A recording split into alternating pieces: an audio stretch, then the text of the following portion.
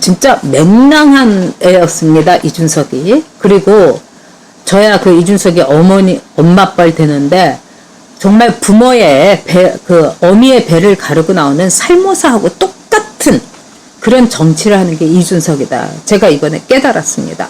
저는 이준석이요. 제가 박근혜 대통령 정말 그때 이미 저는 정치적으로 모든 걸 포기했습니다. 박근혜 대통령 돼서도 안 된다. 함량 미달이다. 제가 이렇게 얘기한 거는 제가 제 정치적인 생명을 건 거죠. 근데 이준석이 방송을 하면서 제 앞에서 배신자입니다. 이러더라고요. 그래서 그래 네가 뭘 모르니까 어린 것이 이렇게 어른이니까요. 그리고 그런 거를 제가 가슴속에 갖고 있으면서도 제가 박근혜라는 대통령의 그 대통령 후보에 대해서 이야기한 거 저는 후회하지 않습니다. 그래서 그래 누가 돌을 던지든지 감당할 제 몫이었다고 생각하고 애가 돌팔매질 하는 거 맞아주겠다 이렇게 생각했어요. 그리고 이준석이 10년 동안 이 판에서 왔다 갔다 하면서 저는 국민의힘의 변화를 바랐던 거죠.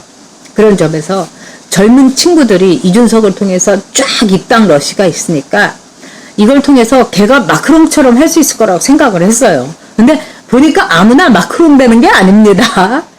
정말 제대로 된 애국심과 제대로 된 정말 그 이준석 부모님한테는 죄송하지만 교육을 받은 하버드 아니라 뭐 캠브리지를 나오면 뭐합니까? 저는 뭐 캠브리지 옥스퍼드 나와도 쓰레기 같은 사람 너무 많이 봤어요. 제대로 된 교육을 받은 그 사람이라면 지금 이 나라가 얼마나 위중합니까? 정말 여기서 잘못하면 역적이 되는 거예요. 매국노가 되는 거예요. 저는 그거 하나는 충분히 알 거라고 생각했고 또 제 마음에는 그래도 젊은 친구니까 때가 덜 묻었을 거고 그 다음에 국회의원 3번이나 나가서 떨어졌으면 그 좌절을 통해서 성장한 게 있을 거다. 전 새로움을 바랐던 거예요. 근데 아주 뒤통수 단단히 맞았습니다. 자, 그래서 제가 그동안에 이준석이 하는 걸 이렇게 봤어요. 그래서 참고 참았어요. 그리고 저도 야, 얘가 그럴 리가 없겠지. 설마 하면서 지켜봤는데 이번에 하는 걸 보니까 진짜 아주 맹랑하고 영악하고 그리고 사람 뒤통수 치고 이준석이야말로 우리 보수의 배신자다 이렇게 생각을 합니다. 저는 그래서 다시는 이준석에 대해서 기대를 하고 이러지 않을 거예요. 왜? 제가 이준석이라는 애가 어떤 식으로 이 사안에서 대처하는 걸 봤어요. 자, 여러분 한번 보시겠습니까? 자, 이건 뭡니까? 이준석이 자동 녹음을 했다. 모든 통화에 대해서. 이건 제가 인정을 한 거예요. 그래서 윤석열 후보가 전화를 해서 신지호 박사한테 단단히 얘기를 했다. 그리고 미안하다. 이러면서 둘의 통화를 한 걸 이준석이 자동 녹음, 갤럭시를 쓰나 봅니다. 그래서 갤럭시로 자동 녹음을 한 거예요.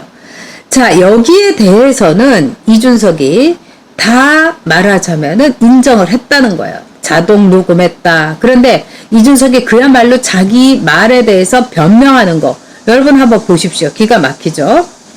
자, 윤 총장 이게 통화 녹취록이라고 이렇게 쫙 이제 돌아다닌 겁니다. 자, 윤 총장 신지호 박사에게 어제 일에 대해서 아침에 단단히 얘기했다. 자, 이 대표 캠프에 왜 싹 한 그령을 내려달라. 아직 정신을 못 차리는 것 같다. 참 보면은 말도 싸가지 없이 하죠. 정신 못 차리는 것 같다. 자, 윤 총장 정치권이라는 곳이 여기저기서 아무 이야기를 하는 곳이니까 이해를 부탁한다. 대표님과 저는 국민이 볼 때 손잡고 가야 된다. 우리가 옆에서 뭐라고 한다고 흔들리면 안 된다. 자, 저는 이 대목에서 가슴이 미어지더라고요. 그래도 우리 마음은 윤석열이 알고 있는 겁니다. 자, 이 대표 캠프 구석구석까지 이러한 정서가 갔으면 좋겠다. 자, 이러면서 윤 총장은 서울 효창공원에서 정말 공정해야 된다. 당부터 국민의힘부터 공정해야 된다. 이렇게 말을 했다고 해요. 자, 여기서 이렇게 보면은 이거에 대해서 여기에 대해서 이준석이 뭐라고 하느냐 이렇게 변명을 하는 거예요. 내가 녹취를 한 건 맞다. 그런데 실수로 그 녹취가 이 외부로 유출됐고 이런 얘기 그러니까 당의 실무자가 뭐라고 했냐면 기자하고 인터뷰를 하면서 뉴스원하고 이준석의 녹취를 풀어보라고 해서 그 녹취를 풀었다. 이게 당 실무자의 얘기예요. 근데 실수로 그 녹취물이 유출됐다. 이렇게 얘기하는 거예요. 근데 이준석이 뭐라고 변명을 하느냐. 자, 변명을 한다면은요, 여기서 이준석은요, 그 당 실무자를 딱 불러야 되는 거예요. 그리고 당 실무자 얼굴 딱 까고, 아, 당 실무자가 이렇게 얘기했습니다. 이준석이 그게 특기 아닙니까? 뭐든지 그냥 팍팍 반박하고 하루에도 20번, 30번씩 조국 찜쪄먹게 SNS 올리는데 페북에 대해서 이 사안이 터진 뒤에 이준석은 하루 종일 침묵하다가 나온 게 뭐냐? 기자들이 유출된 녹취 파일은 없다. 기자들이 내 말을 받아가지고 녹취 파일을, 이런 녹취록을 만든 것 같다. 즉 기자들에게 덤태기를 씌우고 있는 거예요. 자, 여러분, 기자들은요, 저도 기자 해봤습니다만 이준석이 이렇게 말했다 하면 되지 굳이 녹취록을 기자들이 만들 필요가 없어요. 그리고 대한민국의 어느 기자가 녹취록을 만들고 앉아 있습니까? 그리고 이 녹취록을 보면 신지호 박사라고 얘기하는데, 신지호 박사라고 말하는 사람은 윤석열밖에 없다는 거예요. 다 뭐 우리도 신지호 의원이라든가 얘기를 한다면 뭐 그리고 거기서 무슨 정책실장을 맡고 있으니까 신지호 실장이라고 할 텐데, 이거는 윤 총장의 워딩을 그대로, 이건 뭡니까? 어쨌든 이준석의 녹취물은 있었고 본인도 이건 인정했으니까 이거를 당 실무자한테 이준석이 풀어봐라, 이렇게 할 수가 있는 겁니다. 그래서 당 실무자가 풀었겠죠. 그러고 나서 이거 기자들한테 풀어봐, 이렇게 얘기할 수 있는 가능성이 저는 충분히 가장 높다고 생각을 합니다. 자, 여러분, 이제 저는 누구도 이제까지와 변함없이 두려워하지 않아요. 이제 이준석 정말 가만 안 둘 겁니다. 이준석 자기 발로 물러나야 돼요. 그거밖에 답이 없어요. 이거는 화근이 될 겁니다.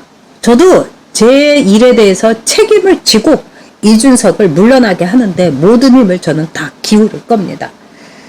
자, 그리고요, 제가 이렇게 볼 때는요, 정말 이준석이 이런 식으로 했다가는 한 방에 가는 게 아니라 이미 이준석은 이제 끝난 거예요.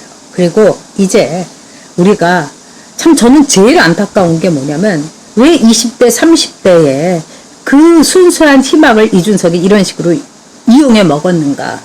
20대 30대 젊은 층들이 정치에 대해서, 그렇죠, 이번에 나는 국민 대변인이나 거기에 나온 뭐 신인규, 양준호 다 괜찮은 사람들이에요. 김현주. 아니 왜 이 사람들을 뽑아놓고 대변인으로 안 쓰죠? 이준석 대표한테는 대변인이 필요해요. 없어요. 자기가 맨날 직접 올리니까. 왜 그 사람들을 활용을 안 하냐. 대변인 뽑아놓고 정말 왔다가 그냥 빈손으로 가게 만들고. 그것과 마찬가지로 대선 후보에 대해서도 마찬가지죠. 자기가 대선 후보가 되려고 하는 거예요. 대선 후보들은 자기의 둘러리를 씌우고 조연 내지 엑스트라가 될 당대표가 자기가 대선 후보하고 동급으로 해가지고 이 TVN의 택시처럼 오만석이처럼 막 택시 운전하고 뒤에다가 윤석열이 태우고 이리 찌르고 저리 찌르고 해가지고 이상한 질문이나 해대고 이러면 안 되는 거죠. 자, 이준석 저는 끝났다고 봅니다.